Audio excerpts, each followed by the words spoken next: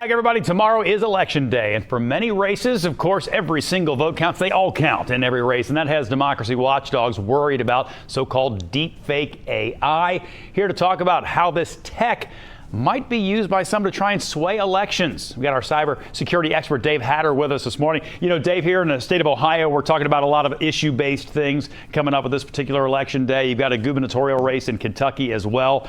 But as you look toward next November, I think that's where the big worries start to happen. Would you agree? Yeah, I think you're right, Bob. And as always, thanks for having me on. You know, A, for two reasons. Obviously, a presidential election is the most high-stakes election out there. And then B, this technology just continues to advance very rapidly. And if you go back maybe even 2 or 3 years ago and you look at what this generative AI technology could do then versus what it can do now, especially in terms of things like voice cloning, it's like night and day difference. So that the technology has advanced rapidly and the capabilities are much greater and frankly, much scarier now. Well, and it's funny you mentioned 2 or 3 years ago, because I was going to mention right off the bat, it might have even been 3 or 4 years ago that we were talking about that President Obama fake AI video that everybody looked at and went, wait, they can do this now? And that was 3 or 4 years ago. And now what you're saying is that's not, some guy with a supercomputer sitting around doing that. That's a whole lot of people who can do that kind of thing now. Well, you make an excellent point, Bob. 4, 5, 8 years ago when this technology first started to hit the scene, right? You hear people use the term deep fake, and synthetic media has become a popular term because it's not just videos or audio. It's really anything that's generated by a computer, right? Could be text, could be video, audio, voice, anything really. And yeah, it used to be you would need some very high-end resources and software to do this. Now, anyone literally, and I'm not exaggerating, people can go see for themselves, can go do a search on a site like Google and find a website where literally with as few as 3 seconds of audio of someone's voice, clone their voice. I've done it. I know this works. Wow. The quality is surprisingly good. So with little experience, no cost, on a free site that requires no real expertise, if you have someone's voice, you can clone it. And people will always ask me, well, I'm not a celebrity. How can you get my voice? Okay. Do you use social media? Yep. Okay. Even if you don't, do you have a voicemail with a greeting on it? If you do, I can record your voicemail greeting.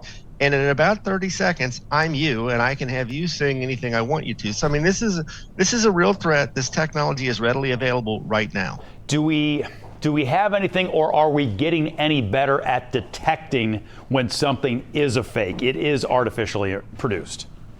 Yeah, that's an important question. The good news, Bob, is there's a lot of people working on this, whether it's audio or video. The video generally is not quite as realistic as the audio at this point. Yeah. And there are smart folks out there building tools to try to detect this stuff.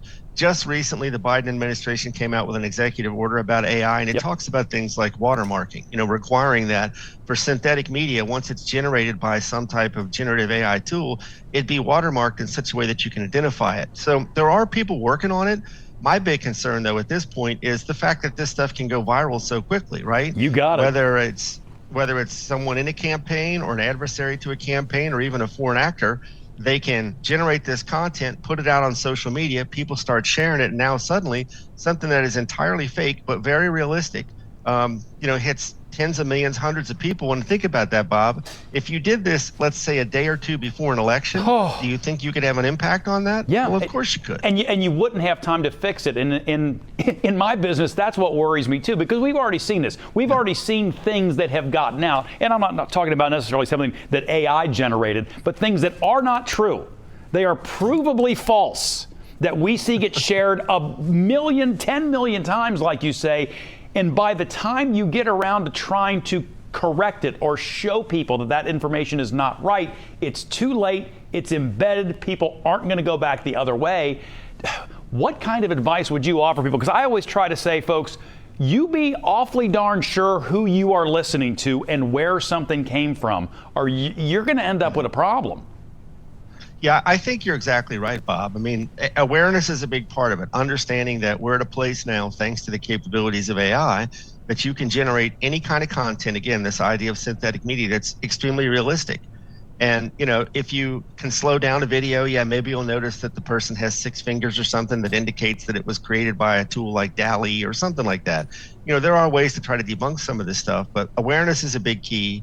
And then to your point, Bob, slowing down, trying to vet whatever sort of hyperbolic thing you've seen, trying to use legitimate sources to vet it and see, like, is everyone reporting the same thing, or is this coming from one side or the other, to try to determine, is it real? Because my concern and yours are exactly the same. Anyone can create anything, and the flip side works too, right? Well, that I didn't say that, or I didn't do that.